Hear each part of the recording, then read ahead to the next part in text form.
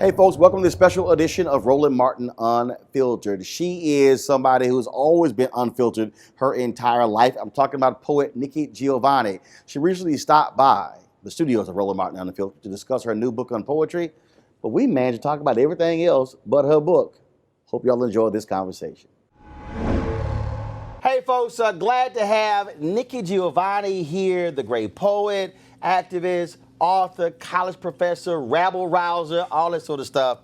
But here's why I'm happy to have her here. Okay, so I had my show Washington Watch for 4 years on TV One. I had News One Now for 4 years on TV One. And the problem is I couldn't cuss. So I could say damn, hell, ass. I couldn't say that. Okay, so y'all need to understand, I have been wanting to tell this story. This is flat out one of my favorite quotes of all time.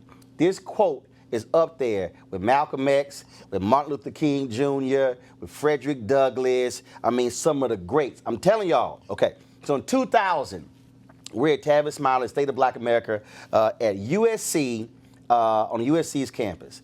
And I think Charles Ogletree was the one who was interviewing Nikki Giovanni on stage, and I think the brother with the New York Daily News, Stanley Crouch, I think he was on the panel. So the question was asked to Nikki, why do you love hip hop and why do you love Tupac? And this is what she said. She said, somebody got to call a motherfucker a motherfucker. Right there, the whole audience lost it. And every time I had her on the show, I was like, I couldn't say it. I had to dance around it. But that is a top 5 all-time quote. I'm embarrassed. I'm an old lady. I'm sorry, but that was hilarious and truthful. Well, it was truthful. It was truthful, and there's no question about that, Roland. I mean, well, you have to sometimes. We've been talking football, you know, and I teach at Virginia Tech, and can I read a poem? Yeah. Because I have a wonderful. Shocking. No, she's going to refer to a poem. This is a nice poem. I have a kid that I taught, Kevin Jones, who is in our Hall of Fame. Running back. Yeah. Yep. And Kevin came to me and he said, Nick, I need some help in writing a poem. And we talked back and forth, and I came up with this. So the I is Kevin. Some people plant seeds for corn and tomatoes and okra, which grow. Some people clean land, and at evening you can see deer eating flowers or just standing. Mother deer watching her babies. Some people live in crowded cities, and they put out window boxes with herbs, enchanting folks who write by. I play football. I have watched men grow too long for too much, for too little, then come home to smile at their wives and children. I have watched every Sunday school children offer a psalm, preachers offer hope, a choir offers a voice and join the community in prayer to a merciful God, that life will be better. I play football. I listen to my parents tell me to go forward. I listen to my teachers tell me I can.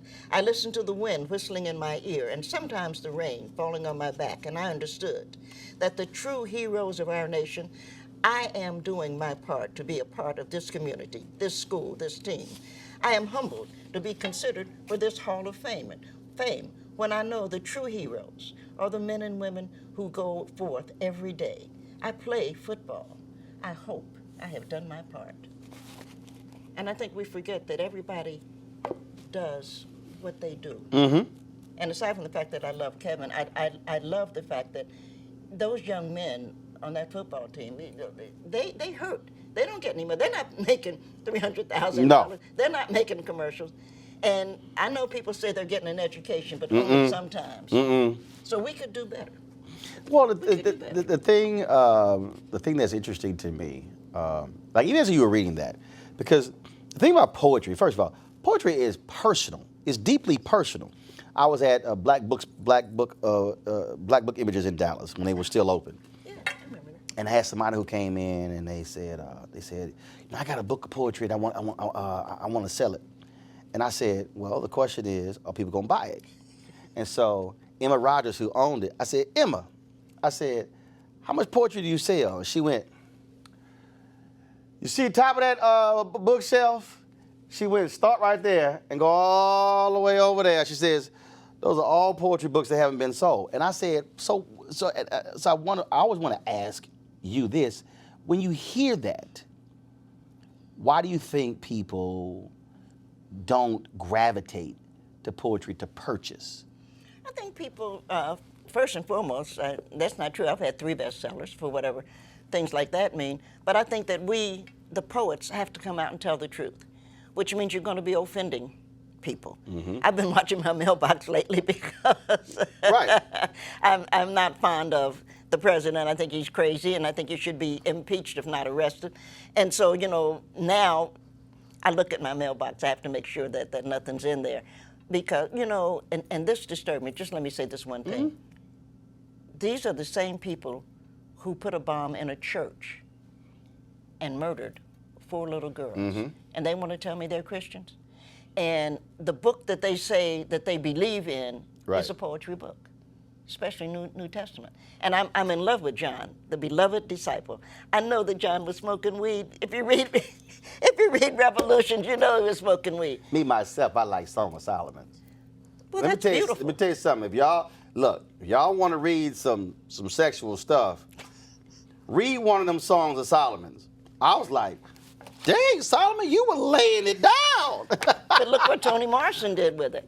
So you're going to take these wonderful lines, words, images, metaphors, and you're going to find a way to use them. So I don't think you write a book because you want it to be a bestseller. I think you write a book because you want to tell the truth. Right. Well, now here's what's interesting though. So while you were reading that, ask somebody who speaks all across the country, and ask somebody who tells stories when speaking. Actually, as I heard that, and when I went to page 106 and read it, I said, "It's not a poem. This is a little speech." I mean, literally, literally what he. As I read it, I'm going, wait a minute. He could walk to the podium, and to accept an honor. That was a speech. I hope so. So it calls you to look at it differently, as opposed to, oh my God, that's a poem. No.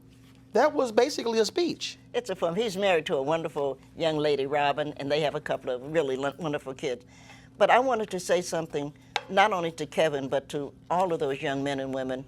And women's basketball is just incredible. That's a whole nother. If I were president, which I'm thinking of running, if I were president, if I were president, I would have a secretary of sport, because we know that for the men, in all fairness, Roland, for the men we need to, one, extend the court because they're too tall, and we need to raise the basket. The only thing that's working right now are the women, because they're the ones who have to think. The guys just have to throw it down and drop it in. Yeah. And so I think that we need to think about. It is brilliant watching when one of the best games ever was when Connecticut played Tennessee. Oh. They were balling. Yeah.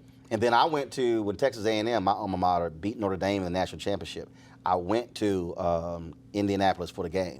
See? And it went down to, and that was, one of the most exciting games, period. Because they have to think. Right. And I'm teaching Taylor Emery, And of course, she's like the #1, #2 women's basketball player in America, and I'm so proud of her. She's a good writer too. Just a great kid. I'm not against the men. I don't want somebody to write me. But the men are tall and big, so we're going to have to extend that court to make them have to think. I grew up watching and celebrating Moses Malone and Hakeem Olajuwon. Yeah. I mean, the footwork of Olajuwon is just unbelievable. And I hate now seeing a dude 7 feet tall taking a three-pointer. I'm like, get your big ass down on the block and put your back to the basket. And I'm but the game is now just about everybody jacking up three-pointers, as opposed to really, I mean, the art. You think back to Magic Johnson and James Worthy and Byron Scott and Norm Nixon and Abdul-Jabbar with Showtime. Yeah. I mean, that was poetry in motion. It was. In terms of just how they would just flow. And it is different now watching it where, like, even my Rockets, I can't stand watching James Harden hold the ball for 20 seconds. And I'm like, dude, can you pass the ball around, please? I appreciate that. No, it's boring. Well, we need to make that, don't you think we need to make that change? Just like men's tennis, and I'm a big tennis fan. Oh, now with the speeds? Well, we need to make them have to play 5. It's a wonder they don't all drop dead, a heart attack or something. And I think 2 out of 3 is going to be fine. I think that's going to work. I think we need to do that. But I also think that we need to put a roof so that they're not playing at 102 degrees. Yeah. Even though I don't, if from Houston, I don't mind if I got to play golf for money. I want to play at 1 o'clock in August. I want you to wilt. Shame on you.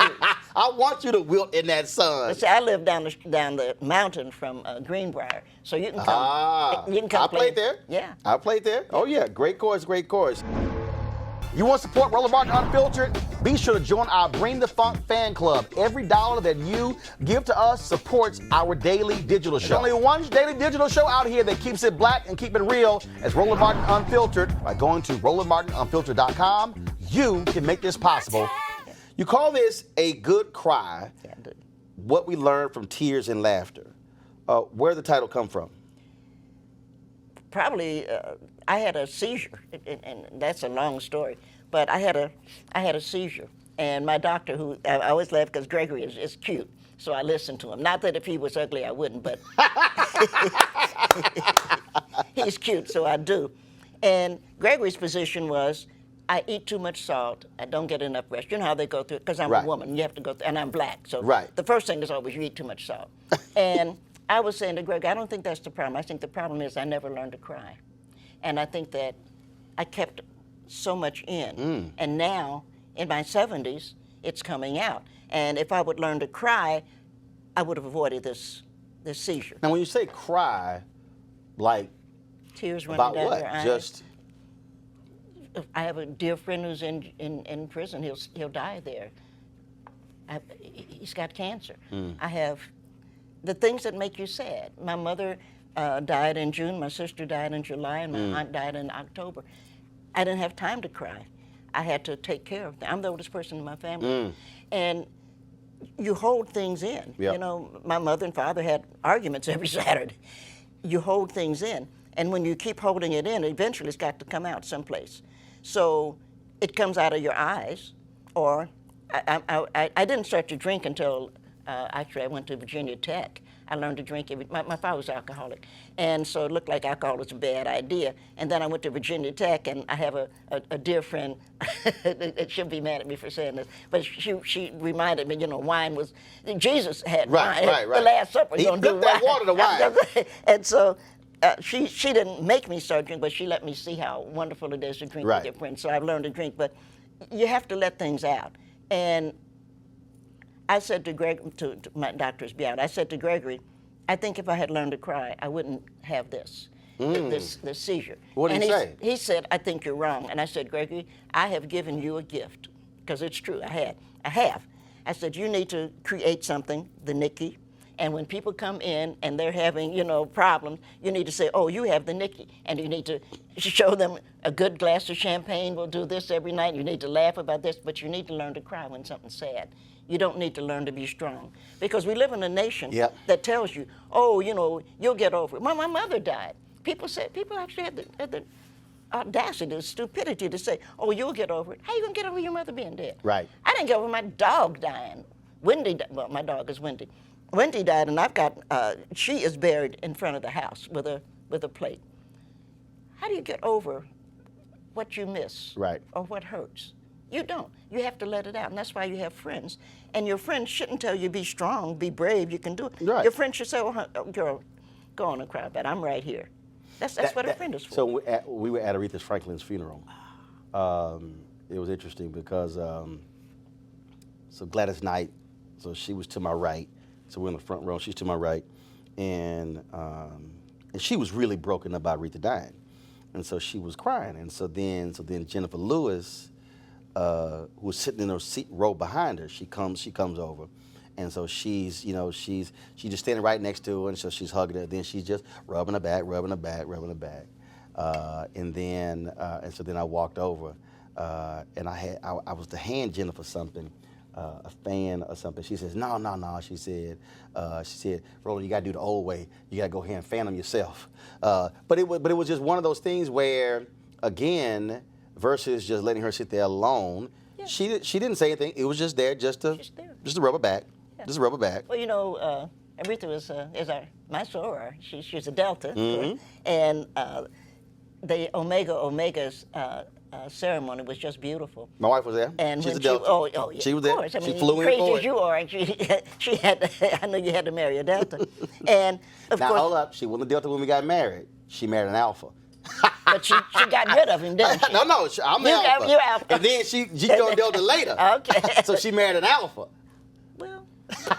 See, I always mess with the Deltas on that one. I had the pleasure of knowing Rosa Parks. Mm-hmm. And I would talk to Miss Parks. Miss Parks was a tea drinker. I would talk to Miss Parks. We just, like we're doing.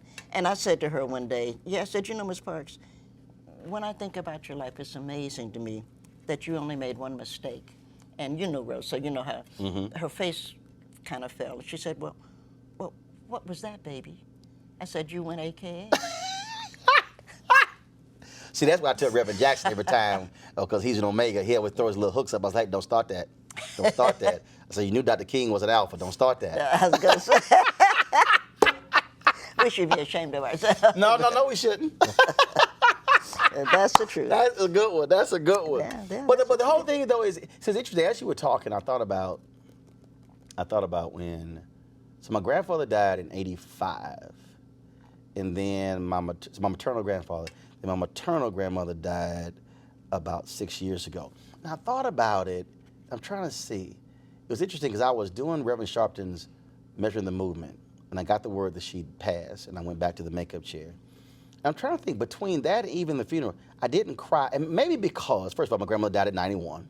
She had been sick for some time in a hospice. And I think for me, I spent so much time around them growing up. So for me, it was frankly a celebration of a life. Mm-hmm. And so it wasn't, now what is interesting, because as you're talking about crying, it's the weirdest thing. Like, I can be watching a movie, or I can be watching a sports moment, and it's this huge moment, and all of a sudden I realize tears are coming down because it's a euphoric moment of joy. Like, I ain't even involved in it, and so it's interesting. So I think about that in terms of just another way of tears versus just one that's a sadness. And it's weird. Let me ask myself, like, why was I crying on it? And it's just, you know what? That could be. Seeing somebody being happy or being happy for them. Yeah, I don't. For me. I've learned, because it's been a while. For a year, I couldn't drive because my doctors were afraid, that I'd have another seizure or something. Mm-hmm. But for me, I learned that, and for me, it has been sadness, because now when I'm happy, as you can see, I'm sitting here, I laugh. But things that make me sad, I don't try to make it all right. Right, it is what it is. It's sad, damn it, and I'm going to sit there and cry. And any fool that'll tell me don't cry, it'll be all right, I'm going to get rid of them. Yeah, my wife, of course, ordained minister, but also a certified grief counselor, and walks folks through that. And look, both my parents, 71, still living, active, and all this sort of stuff along those lines.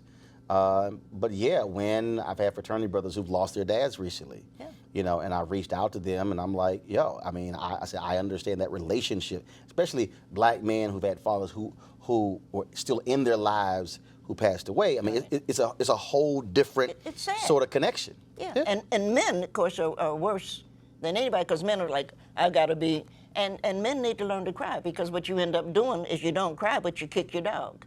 Right. See, for me, I don't have a dog, so well, I ain't I'm glad you don't. I ain't no, I mean, but right. you, But no, absolutely, you right. let your, you know, Well, you're upset. They keep their dog beat. They take Hit it them out right, on they take something it else, out on something else. as opposed to, no, let that thing out. That's all I'm saying. Yeah. But you know, Steve Perry and I had this conversation, and matter of fact, we had him on the show, and we see this especially with young brothers. So like now, when I take pictures with young black men, I'll tell them, if you're not smiling, we can take a picture. And I would say, we're not taking a jail photo. Because what has happened is we've created this generation of young black men. We say, yo, man, no, you got to be hard. You got to be a man. Yeah. He ain't.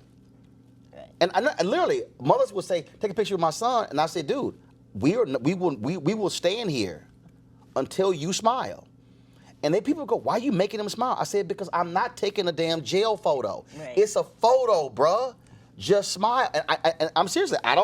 we'll be there, it'll be a standoff. And I'm like, ain't gonna be no picture. Because I just don't understand this notion of we gotta raise young boys to grow up hard. Yeah, well, I got another one that'll make everybody upset, but I don't understand why men measure the size of their penis. Because there isn't a woman on earth that fell in love with the size of a man's penis.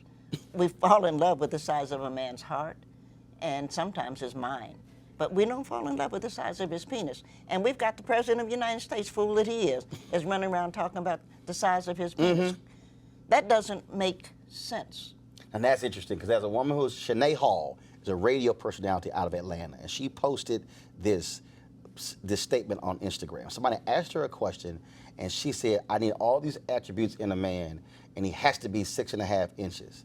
And these people start commenting all on, and I was kind of like, I said, baby, it's a whole bunch of brothers. I said, who the right one for you? I said, and you don't. I said, you running around passing them up. I was just jacking with it. She's like, well, I'm just being honest. I said, okay. See, that's stupid. That's stupid. And we've got boys growing up thinking that they are people because of the size, for lack of a better word, of their dicks. But the men who then, okay, a woman has to have these physical attributes, these attributes, as opposed to, I mean, the reality is, when we do see people, and I tell people all the time, people like, Roland, looks don't matter. I said, first of all, you're lying. I said, because the bottom line is, if we in a crowd and I spot you across, there's something I'm looking at that caught my attention. Right. Okay, I'm like, y'all can talk about, no, but it's what's on the inside. I'm like, I don't see the inside across the damn room. But you know, you feel something. And When you're, right. Roland, I have on a pair of earrings.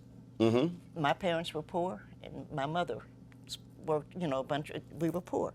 These are diamonds. And Mommy knew that I liked diamonds. For my 40th birthday, she gave me this. Diamonds are just rocks. And we pass rocks. We're here in D.C. We pass rocks all the time, but there is something about a rock. You out in the desert, you're in, wherever you are, in South Africa, you've been all over the world, and you'll see something, and you'll pick it up. And you're not responding to how it looks. You're responding to how it feels. And you'll find yourself taking it, and you might bring it home. You might not, I mean, right. But there's something that you respond to that is not just. Now let me be clear. I ain't like my wife when I met her. I ain't like her, okay? I thought she was a mean-ass preacher. I did not like her. And I told this story to Bishop Jakes on TBN. Oh. Yes, on Christian television. Did not like her. Like, okay, plus she had a whole bunch of gray hair at 34. I'm like, whatever. But this is exactly what this is. Just Nikki, this is true God's honest story about your sorrow. So we at church, and we were not in the church. We were not in the sanctuary. I need to qualify this. We were in a foyer. I'm talking about frat brother Carrie. And so she was down on the other end of the foyer. We had a singles party that weekend. And Carrie was talking, and I went, damn, Carrie, Jackie got an ass on her. What? And so then when she came down, a group of us was supposed to go out to eat, and then ended up being the two of us because everybody fell up. We there till 5, 6 o'clock in the morning, and then just talking or whatever. And I just got divorced 6 months earlier, so I ain't trying to talk to nobody. Okay, I'm like, look, damn that, and end up talking. Go out a couple of days later and been together ever since. And I told her, I said, see, I personally think what you were saying. God was trying to send me all these other signals, and I wasn't trying to feel that. But he said, just show him the butt. He'll figure everything else out later. So I told her, you wore the right pair of black pants on the right day. I said, that's what got my attention. I told that story to Bishop Jakes, and he hollered. I got emails from all over the world. Said, well, did you actually just go on Christian TV and said your wife's butt? I was like, look, I ain't gonna lie. I said, I'm telling you, that's a true story. I said, and she's still here. And I tell her, right pair of black pants on the right day. There's power in the black woman's booty. I'm just saying. There might be, but there's something more. Oh, yes, of course it is. Of course it is. Yeah. But them right pair of black pants. Well, black pants matter, but you see what you love. You know, I've had a theory, and I'm going to retire in a couple of years, and so I'm going to have some time to work on that. My basic theory is that there is nobody white in America. The only people who could possibly be white are, in fact, immigrants. Okay. Because American white people, especially the rich ones, they had babies. The wives had babies, but they didn't want their wives to be messed up. They didn't want somebody else fooling around with those tits. And so they would send the babies down to the slave quarter, and they would, the slave mother would feed the children. You are what you eat. So the richer you are and have been, the more likely it is that you are in fact black. Got black DNA. Absolutely. Just don't quit. But of course, it's just do it. Just do it. I mean, that's just Colin. don't quit. I love Colin. I mean, I thought, what a great kid. What a great kid. You know, I grew up with, well, not grew up with, but my generation, Muhammad Ali. And he was a great man, just a great man. And the Tommy Smith, yeah, John Carlos, just great. And just so, celebrated the 50th anniversary of that. Yeah, yeah. They're just wonderful people, and to see him take that stand, you know. Now, I interviewed Jason Whitlock, and Jason Whitlock said, he said, all y'all keep trying to compare him to Ali. I said, well, first of all, I said, I don't compare him to Ali. Ali is Ali, Kaepernick is Kaepernick. So we had this vigorous debate because he feels as if Kaepernick should be more aggressive in talking. I said, look, not everybody is going to be like Ali. Right. Not everybody is going to be as talkative as he was. I said, everybody does their thing in their own way.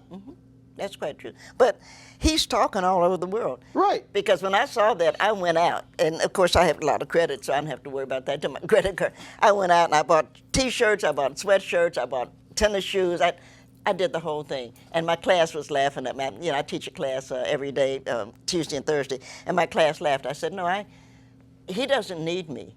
He doesn't need us. I'm 75. Colin doesn't need a 75-year-old woman. But I thought if he could take that stand, because he lost a lot. Yeah. If money would be important. But then, you know, what did James Brown teach us? Money don't change you, but time is taking you on. Get it, get down with it. I love James Brown for that. I do. We have to appreciate what the young man did. And he's speaking. Ali did what he did, and I loved Ali. We traveled together, you know, and read poetry together. Really? Isn't he credited with like the shortest? What is it? It was like the shortest poem ever, something like that. It's one of them Guinness Book of World Record things. Credit, but he first of all, watching films and things along those lines, and surely it had to be a hoot traveling with him. Oh, it was a lot of. Well, first of all, his wife. You know, he was. What's the word? What word is a cock hound? He was a lover of women. That would be the other word. He took pleasure. But his wife trusted me, and so we would be going someplace. You know, he went on the bus. He always had the bus.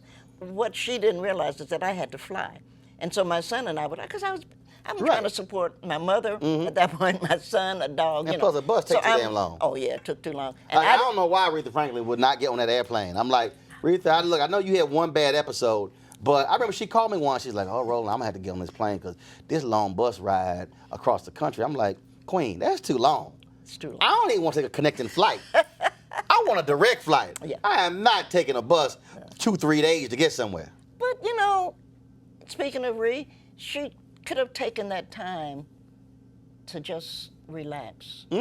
And she had a great sister. I knew Carolyn. You know, I knew Aretha, but not well, but I knew Carolyn, you know. And she had a sister, and I didn't know Emma at all. Sometimes you need, when you're as famous as that, sometimes you need some time to yourself. Buses work. I didn't have time to be bothered with it. Oh, yeah. So his What? wife would say, how was the trip? You know, I said, oh, it's great. really smooth, yeah. 'Cause it's none of my business what Ali did. I'm not going to be married to It's not- When you think about these iconic figures, the thing that because as you were talking when you mentioned teaching, Dr. Maya Angelou, so a month before she died, and I had never in my life thought about it this way, because when you're talking about teaching, so we had the National Portrait Gallery, they unveiled her portrait, and then they had the Smithsonian Museum of African Art, so they had a birthday celebration for her. So I'm interviewing her, and I think I made some reference to my brothers and sisters being teachers. She said, no, you're a teacher. She said, I watch you. You use the medium to teach. Talk about that you don't have to have the title teacher to actually teach people. It's true. Whatever lane you're in. Whatever you're doing. Let me tell you this about Maya, though. Maya was only 2 hours away from me. And I got to be a friend of Maya because she was always very nice to my mother. She would run into Mommy, and she was always very nice. And so over a period of time, we got to be friends. But Maya thought she could cook. I mean, I know you heard her say that. I think I can cook, but I'm right. I cook very well. So I would go down to see her because now she's in the wheelchair. I'd go down, and she would cook something, and I would say, oh, this is pretty good, but why didn't you? You know, and so I guess she was in the mood one day, and she said, why don't you come on down? I said, okay, because my best dish is a rack of lamb. Okay. And I said, I'll bring a rack of lamb so you can learn how it should be. But she couldn't be, she had a real kitchen, I mean, you know, a gas stove and stuff. So she had to be here because she couldn't be close to the gas there, because she had... Oxygen tank, yeah. And so I did it, I made it, and it was beautiful. I'm a good cook. You like, look, I got it. It was beautiful. And we sat down at the table. You know, she always set a really pretty table. And so cut it, and she ate it. And she's looking at it, because she's trying to figure out what to say. She said, it could use a little salt. So she's like, I'm going to find something to say. She's like, I'm going to knock you down on one pit. Girl, you should be ashamed of yourself. You know this is a perfect rack of lamb. See, that's like when Obama went down to Louisiana, New Orleans, and Leah Chase, and she served her gumbo, and Obama reaches for the hot sauce. And she said, look, don't nobody put hot sauce on Miss Chase's gumbo. And that thing went all around the neighborhood and then the city. I mean, it went everywhere. People were like, hold up, did he, like, grabbed it before he even tasted it? She snapped on him. She's like, I don't care, you the president. You don't put no hot sauce. You don't put no hot sauce on, not on Leah Chase gumbo. No. And you ain't take. Miss Chase was wonderful. I cracked it when she told me that story. No, I had the pleasure of knowing Miss Chase. You know, Leah was the husband, and he was over in Paris. Dookie. I had the pleasure of knowing her, and I had the extreme pleasure of being a good friend of Edna Lewis, who was on a stamp. You know, they finally put Edna on a stamp, which they should have. She should have her own stamp. They put Edna Lewis and Julia Child and James Beard and somebody else. They put them all on a stamp. But talking to you know, you don't do that. You don't put any salt on it. Either eat it, well, as my grandmother would say, every time I put something on the table, you have two choices. Eat it, don't eat it. Eat it or leave it. Because you didn't touch it. I mean, that's what, you know, I don't care what you thought about it. You didn't add. No, he good. He learned a lesson. Oh no, he learned. Because she checked him. Oh yeah. She's like, I don't care, you the president of the United States. She's like, you don't put no hot sauce on Miss Chase gumbo. That's right. Right. So no, he learned that. Right. He felt that lesson. He felt that one. Yeah. When you think about all the things that you've done, is there something that you still wish? Dang, you know what? I want to do that. Well, I have the pleasure, and I tease my son. I only had one child. I have a son, and my son had a daughter. And so I tease him all the time. I said, well, you know, no matter what you've been doing in your life, he's a lawyer. I said, but no matter what, you did one really good thing, no matter how you look at it. I said, you had the sense to have a daughter. And it's like, oh, God. But I'm into, right now, global warming, actually. Okay. And it's just a part of, I'm into space and stuff. The Arctic Circle has a worm. And I'm always doing this, but actually you can't see it. It's a teeny tiny worm. And the worm has committed or given a community. The worm lives under like 45, it used to be 45-degree frozen. So it should not have been able to create a community. Right. But now that it is warm, it's coming down. Wow. So we know that the biggest predator on Earth is us. Human beings are the worst predators. We know that the second biggest predator is the sea urchin. And everybody's upset about the sea urchin, which tastes delicious, by the way. I don't know if you like sea urchin. Never had it. Delicious. You Okay. just cut the head off, and then you have to put to drain everything in it out, and you take tweezers and pull the That inside sounds out. like a lot of work. But see, That's a lot of work. don't laugh and don't correct me, okay? I taught my granddaughter how to fix chitlins. See, I don't want to hear it, Roland. Let me tell you something. Oh my God. Oh my God. Go ahead. Go on, finish the story. We have a history, and if I don't teach Kai how to make chitlins, who's going to teach her? No, it's just pork. No, I'm smelling this because you understand. I went to my grandmother's house. Oh my God. I hit that door, and them chitlins hit me, and it almost sent me into a coma. I ran out that door and stood at the edge of her yard. And my daddy came up, because I went to the house early. He's like, "What you doing?" I said, "Yeah, man. Say, dog, I can't go in there. The funk of them chitlins hit me." I said, "Dad, I can't do it." I said, so, because my grandmother had a catering business. And so I worked with this since I was 7 years old. And we had to prepare for some wedding. I was like, "Say, man, I can't go in that house." I said, "The funk of them chitlins, I can't do it." Turn them inside out and clean them. But now, of course, they can be frozen. So you're not having any smell. But do you know, you really aren't, do you know where most of the chitlins are coming from now? Where? Denmark. Why? I don't know. But if you go to Kroger, do you have a Kroger here in Washington? Yeah, we got Kroger. If you go to Kroger, you'll see a package frozen, 5-pound, Denmark. I think it's the most interesting thing. I'm going to go talk to them Denmarkians. It's delicious because now they're really clean. All you have to do is you have to check them, but no, they're clean. And beer, God created beer for only one reason. What? To cook with it. Nobody in their right mind. I was sitting there looking at that fool on the Supreme Court now, talking about he drank a beer. No, you didn't drink a beer because beer won't. Well, nobody drinks beer that much that you can't remember anything. But beer was made to cook with. Really? Oh, yeah. You get with your chitlins beer, you get your garlic. Come on now. Some cilantro. Oh, cook it low all day long. No, I can't. Oh, my God. Roland. Between chitlins and pig's feet and You know who makes the best pig feet? Aside from somebody like me. Ooh, this conversation is killing me. Oh, no, the Japanese? Oh, they do a wonderful, because you boil them until and then you split them. And then you put, your red sauce, put them in the oven. It's kind of like a barbecue. Oh, and they're so hard. I live in Appalachia. One of the most difficult things to find is pig feet. Praise the Lord. Roland. They're being shipped out. Right, but they're in that slimy jar, and you're looking at them. No, not pickled pig feet, real pig feet. Well, what's the difference between the pig feet and the jar? It's pig's feet. You boil them. First of all, you have to clean everything, but you boil them low, right? A little beer, your garlic, just boil them. And then when they're done, because that's an all-day. You eat hog head cheese? I hate to answer you. You won't kiss me. Oh my God! My grandmother and grandfather loved hog head cheese. Yeah.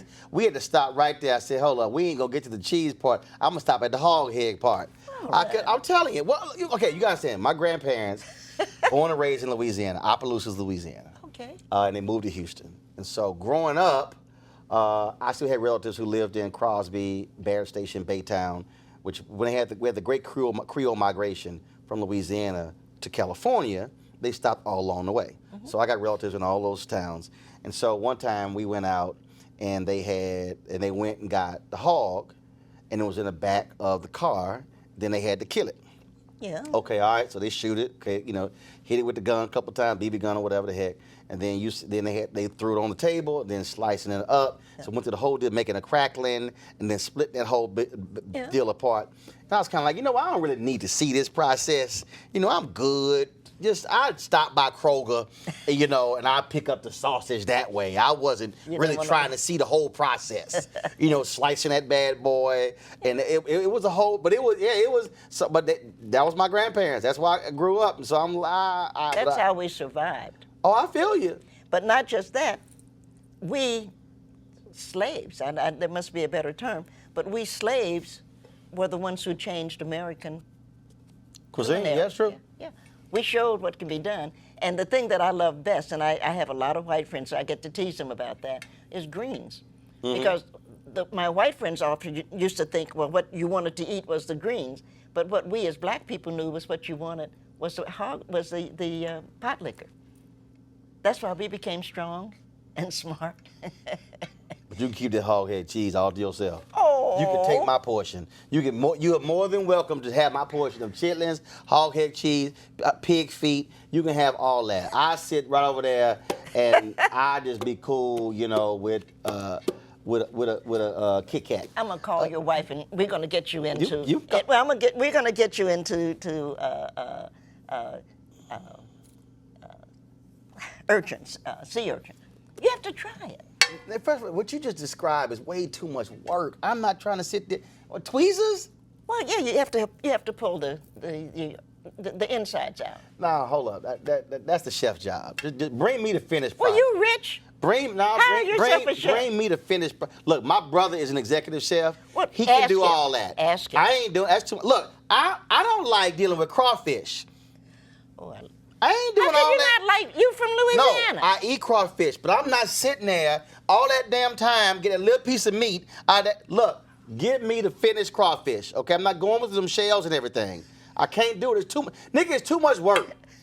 They sitting with a bib on, and they over there hunched over. Yeah. And they working it, and it's a little bitty piece of meat. Oh, yeah. That's too much work, nigga. I ain't got time for all that. I'm like, let the chef do all that. I'll pay you. Don't worry about it. Shame on you. Yeah, shame on me. Plus, you understand. I'm a stubborn eater. First of all, I need to know what that is. Hey, what's this? Like, I don't do candlelight. I'll get my phone, hit the flashlight. What's this? I want to make sure something not crawl up on that plate with that candlelight. No, I want to see what's crawling up. I want to see what's on it. You don't understand. Hey, Henry, my production guy, he got a whole list of stuff I don't eat. Like, I can't stand cold food. Damn it, you better heat that food up. You wouldn't want raw oysters then, would you? Oh, no, I'm good. Good. I stick with catfish. You're missing half the... I stick with catfish, scallops, shrimp. I'm straight. But you know what's making a big comeback? What? Which I can't eat? Rabbit.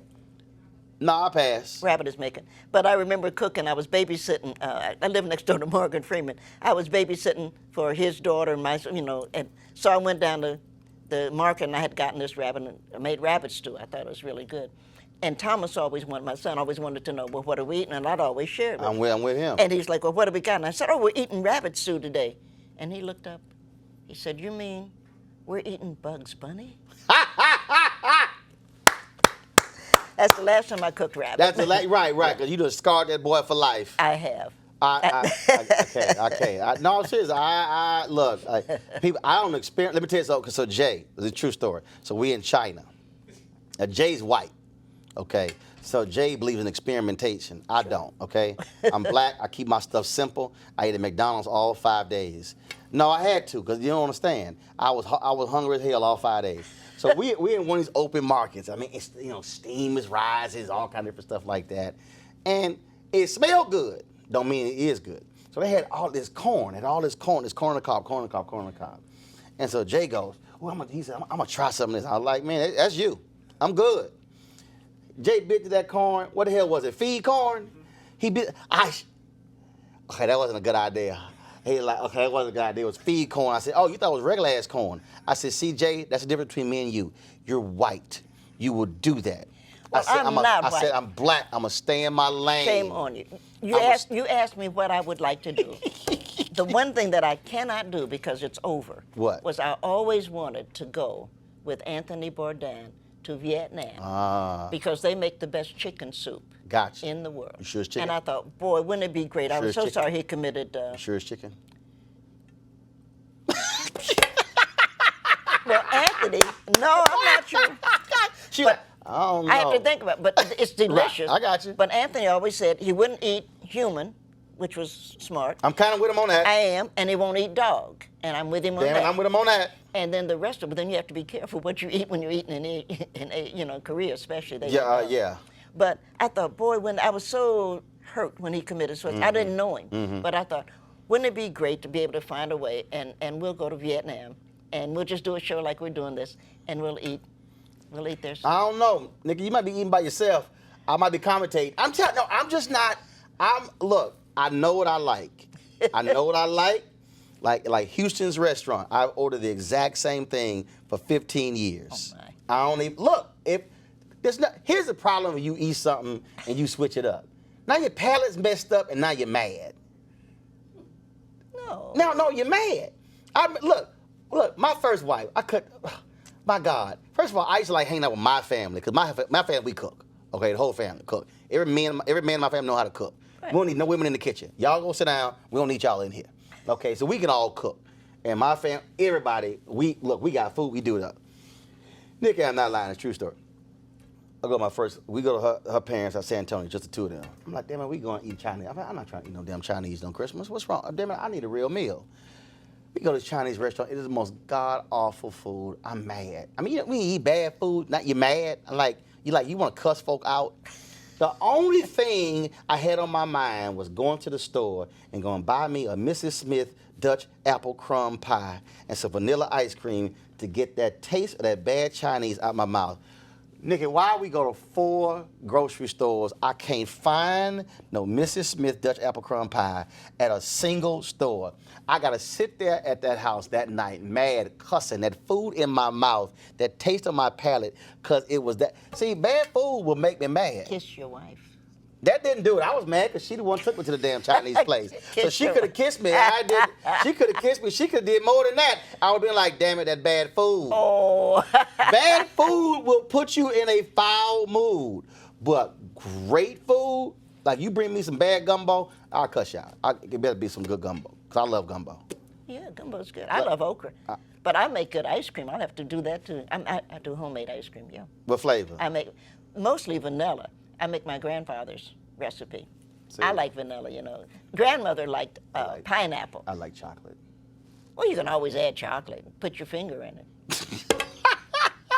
So y'all thought we were talking about poetry today, a good cry. This actually ended up being a food discussion. I'm sure y'all are shocked by that. Last question for you. You said you're going to retire, but that's retire from teaching. Yeah. Then what you going to do? What do you want to do? You can do like Will Smith did and jump out of a helicopter on the bungee jump over the Grand Canyon? No. Okay, all right. No, I'm going to write. I'm trying to write a couple of books. My granddaughter and I are going up to the Arctic Circle. Okay. We're excited about doing that, and I'm going to learn. Now, see, I hate to say this to you, but I want to learn how to use chopsticks. And I say I hate to say. I can't. I think it's so neat. It is. I go, hey, that's cool. Bring me that fork. I know. I try. Nigga, you gonna starve by like one little rice on the thing? I don't know how they do it. I don't know how. But they do. So the question is learning something different. Right. I don't know. Look. I've tried. I'm like, say, dog, bring me that fork. I can't be here all day with this dog on chopsticks. I pretty much have learned, and you wouldn't like they did, how to open an oyster. And I've been working Like on down sea your oysters. I know. See, it's too slimy. there's no life without oysters. It's too slimy. Oh no, that's why God invented lemons. He put a little lemon. Oh, What, that's gonna get rid of the slime? it's not slime. But I ain't trying to eat that. There you go. What's it? Get rid of straw next time? No, just put and a nice glass of champagne. Well, see, I don't drink.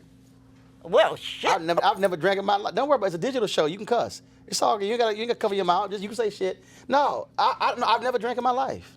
I've never drank in my life. You're deprived. No, when you retire, you have to learn to drink. No. My brother would tell you, like, I don't want to see your ass drink. He said, you already a fool. I mean, I have never drank in my life.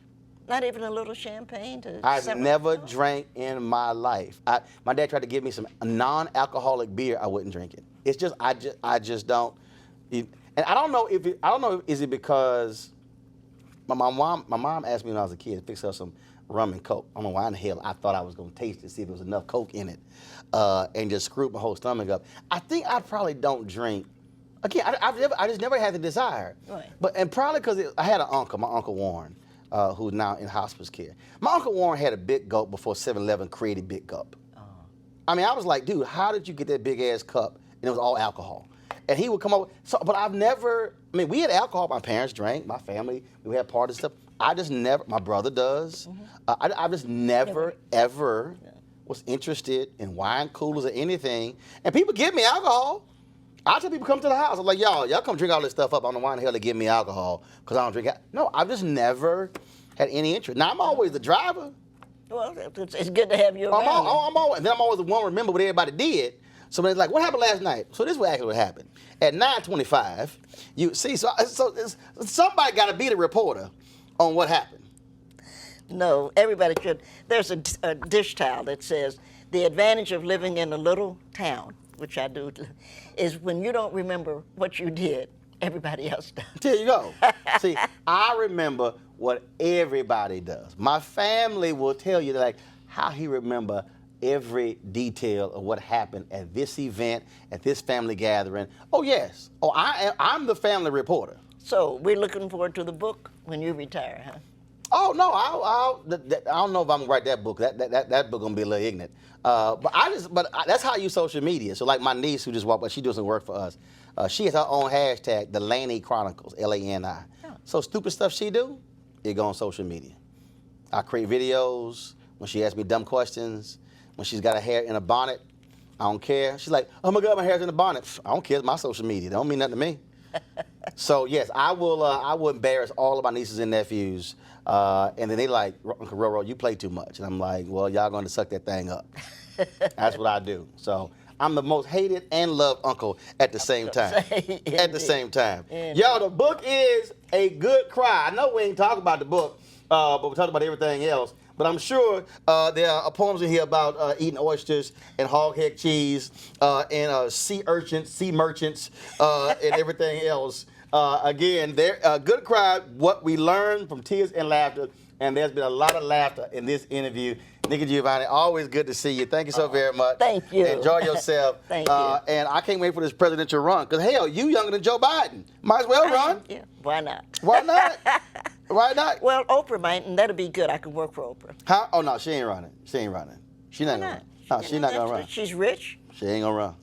She ain't going to run. Just like Michelle Obama ain't going to never run. I can tell these people. Oh, Michelle shouldn't, because we know what happens when your husband used to be president. No. Oprah not going to do it. Oprah not going to do it. Well, if she does, I'm going to be out there. Vote for Oprah. No, can y'all imagine a presidential campaign with Nikki Giovanni on the campaign? Can y'all imagine the debate between Nikki Giovanni and Donald Trump? So, Ms. Giovanni, your thoughts on President Trump's his policies? Don't even. And then she goes. See, I can speak English. So I'm gonna tell you. And he doesn't. I'm gonna tell y'all right now. This is straight up. I guarantee you, this is exactly what would happen in a debate between Nikki Giovanni and Donald Trump. You'd be sitting there waiting at home for her to answer. She'd be like, "This motherfucker." That would happen. I'm telling you right now, Jennifer Lewis and Sam Jackson would jump up shouting. They probably one of your VP choices. There you go. Oh, Lord. I appreciate it. Thanks so much. Oh, thank you, sweetheart. It's been fun. It's been fun. Didn't I tell y'all Nikki Giovanni was unfiltered? Man, was that a wild and fun conversation. Please get her a new book on poetry, and also support Roland Martin Unfiltered by going to RolandMartinUnfiltered.com. Of course, your dollars joining our Green and Funk fan club supports this show, allowing us to bring you those kind of conversations, unfiltered, unapologetic, and of course, independent Black news. And so please do that. I implore you to do so because, again, we certainly need to have these platforms where we can have that type of honest and frank conversation. All right, folks, I got to go. Y'all have a great one. Take care. Holla!